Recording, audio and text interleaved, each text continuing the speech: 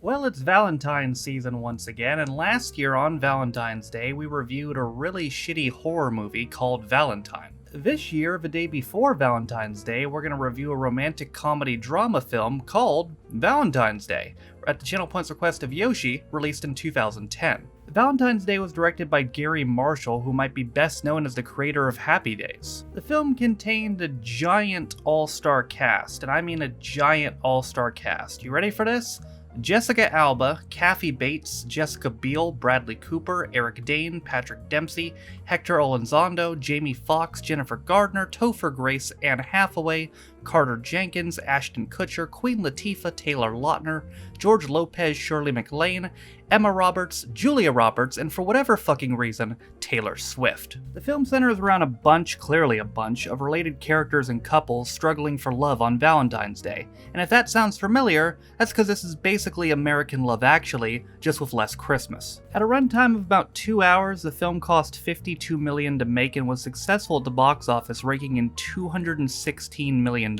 Despite the massive cast and the success of the box office, it did not do well with critics, getting negative reviews, and in fact Time magazine named it one of the top 10 worst chick flicks of all time. This film is also part of an unofficial trilogy, as Gary Marshall really liked holidays. He also made New Year's Eve the next year in 2011 and then Mother's Day in 2016. It's possible there could have been more, but unfortunately Marshall passed away in 2016 at the age of 81. But were the critics wrong about this film, or was this just one crappy Love Actually ripoff? Well, we're gonna find out right now as we review Valentine's Day, released in 2010. Before we kick off, I want to state if at any point I get any character's name wrong, I'd like to apologize, but as previously stated, there are a fuckload of characters, so bear with me. So our film begins in the worst city in the world, Los Angeles, California. Our, I suppose, main character, Reed, who's a florist, wakes up and proposes to his girlfriend Morley, who accepts. We also meet a sports anchor named Kelvin, who's supposed to be, doing sports stuff, but instead his boss wants him to go out on the street and ask people how they're feeling about Valentine's Day. And while he's out doing that, he ends up interviewing Reed. Meanwhile, in a hotel room, we meet Harrison and Julia. Harrison is a surgeon and has to go to San Francisco for some sort of conference. We then meet Liz and Jason, who are having a pretty good morning together until Liz gets some sort of strange phone call and leaves immediately. And it appears, based off the phone call that she gets, that Liz might be cheating on him. We then meet elderly couple Edgar and Estelle, as well as their grandson Edison, who's upset about his mother being gone.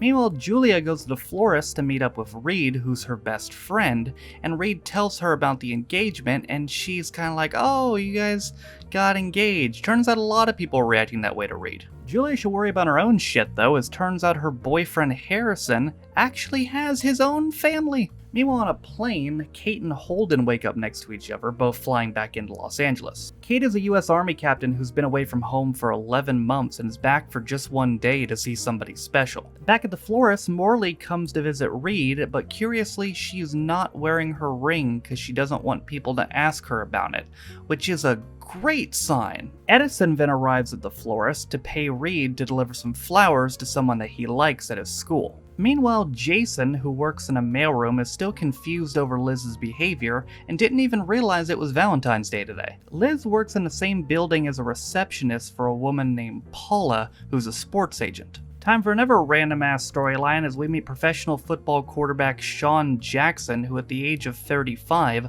looks like he's about to be forced out of the league. Sean then calls up his publicist Cara to put out a press release and set up a meeting with Paula, who's his agent. And at a high school, time for 4 more new characters. We meet Grace and Alex, who are planning to have sex for the first time and lose their virginity to each other. While meanwhile, their friends and fellow couple Willie and Felicia are planning to wait. Back at the florist again, Harrison shows up to buy 2 sets of flowers, one for Julia and one for his wife, which leaves Reed dismayed. Back to Alex, he goes to what is supposed to be Grace's empty house to set up until Grace's mother arrives. Back at the office place again, Jason arrives to ask Liz out to Valentine's Day date. Back to Sean, who's driving distracted and accidentally runs into a van driven by Alfonso, who works at the florist with Reed. Reed then tells Alfonso what he knows about Julia's boyfriend, and Alfonso's like, dude, you gotta tell her. Reed does just that and goes to her work, where she's an elementary school teacher teaching a lot of kids, including Edison. However, he can't quite get the words out to tell her before she gets distracted by a fight in the classroom.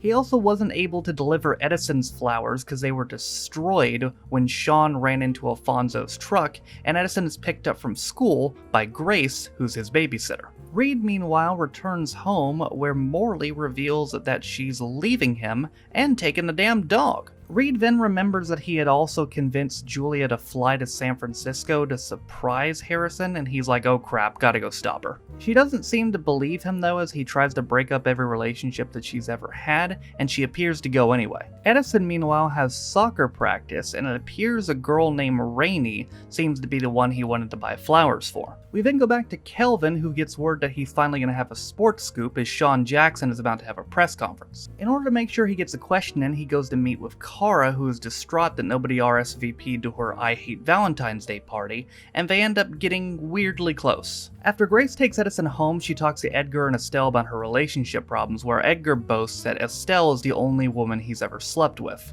After this talk, Grace then sees Edison leaving on his bike and quickly follows him in her car. Estelle is upset about something though, and turns out she wasn't as faithful as Edgar was, as she had a past affair which she never told him about, which leaves Edgar distraught. We meet up with Julia again, who turns out did not go to San Francisco and instead goes to the hospital where Harrison works. Harrison's not in, but the nurses confirm to her that he does indeed have a wife. We then go to Sean Jackson's press conference, where he reveals his big announcement. He's gay! Kara then makes sure Kelvin gets the first question. He asks Sean to clarify his retirement, and he says, no, I'm gay and I'm gonna play. Meanwhile, Harrison's having dinner with his wife when they're served by their new waitress, Julia, who not so suddenly breaks up with him, although his wife doesn't seem to notice. She also orders a fuck ton of food from the restaurant to take home, which they charge to Harrison's card. Liz and Jason then go out to Valentine's Day dinner until Liz has to step away again to take yet another mysterious phone call. Kate and Holden finally arrive in Los Angeles, and Holden offers her his car service to take her home immediately. Back to Liz and Jason, Jason overhears her conversation on the phone saying all kinds of weird, dirty shit, and he's like, okay, yeah, you're cheating on me, and she's like, no, I'm not, I'm just a phone sex operator. That's apparently too weird for Jason though, and he bails out. Jason then goes to a movie at the Hollywood Cemetery by himself, and Edgar shows up by himself too. Edgar got there right as the tickets sold out, but luckily Jason gives him his spare. Meanwhile, at an Indian restaurant owned by Rainey's parents, Kara is there alone for her I Hate Valentine's Day party before Julia shows up and smashes a piñata. More people show up to her party as well, including Kelvin, who's there as her date. Meanwhile, Edgar and Jason are watching the movie, and Estelle shows up, and they have some sort of weird, cringy dialogue where they're like, we have to forgive each other and love each other forever, despite our mistakes, even though Edgar did literally fucking nothing wrong, and Estelle fucking cheated on him how many years ago and didn't tell him, and Jason walks away like, you know, I learned something from this. Don't know what you learned, buddy. Back to the party, Edison shows up. Turns out Reed had brought him there with the flowers, who he gives to Julia, who turns out was his crush all along. Julia's like, yeah, thing is, I'm like 30 years older than you, so how about you give those flowers to Rainey instead? Grace is there as well, as she followed us in there, and Alex is there as well because he's a delivery boy, and we wrap up their storyline with Alex getting cock-blocked once again as they agreed to wait. We then see Sean asleep in his house before he's woken up by his boyfriend, who's revealed to be Holden. We wrap up yet another storyline as Jason apologizes to and rekindles with Liz, as he's learned, I guess, to accept everybody's mistakes or life decision. I don't know how the fuck you got that from somebody cheating on somebody else. It was pretty stupid, but whatever, they get back together. Reed, meanwhile, is throwing some flowers into the water when Julia shows up and confesses her feelings for him, and they kiss. Kara then goes to surprise Kelvin at work, and they make out as well. Also, Morley tries to call Reed, who doesn't pick up, get fucked, and it appears that Harrison's wife has left him. Double get fucked. We then see Edison looking sad as well, but luckily his mom, Kate, is back to see him. Our film ends as we cut back to Reed and Julia, who pondered their future relationship prospects before making out on a bridge. So if I had to summarize that film in 2 words, the 2 words I would use would be jumbled mess. I feel like the premise for this movie was probably, hey, let's call every celebrity we know and see who picks up the phone, and then we'll all put them in a movie together and make a whole lot of money. And to be fair, that worked out. They did make a whole lot of money, it just didn't result in a good movie. I will give the credit to the ending. I feel like they tied together and wrapped everything up pretty well, but the journey getting there kinda sucked. Just the love storylines and everything was just sorta so cookie cutter and bland and just, romantic comedy vomit. About an hour into the film, this is a 2-hour film, about halfway through, I audibly said to myself, wow, what reason do I have to care about any of this? None that I can see. And again, to be perfectly honest, I don't think this is a film made to be a good film. I think this is a film made to make money. And if that was the goal, mission accomplished. But if you're looking for a sappy film to watch this Valentine's Day, well, you're probably better off just watching Love Actually. And it's funny because on my main channel I often talk about how American adaptations of British shows don't often go well, and turns out American adaptations of British movies don't go that well either. But if you then say, well wait Noah, I want to watch a mindless film with an all-star cast, well then go watch The Expendables. Leave this one alone. But that, ladies and gentlemen, is going to do it for my review of Valentine's Day. Thank you, Yoshi, for using your points on this. Next week on the channel, we will be reviewing a very different film, a shockingly different film. In fact, I couldn't think of a more different film, In the Name of the Father, as it's called.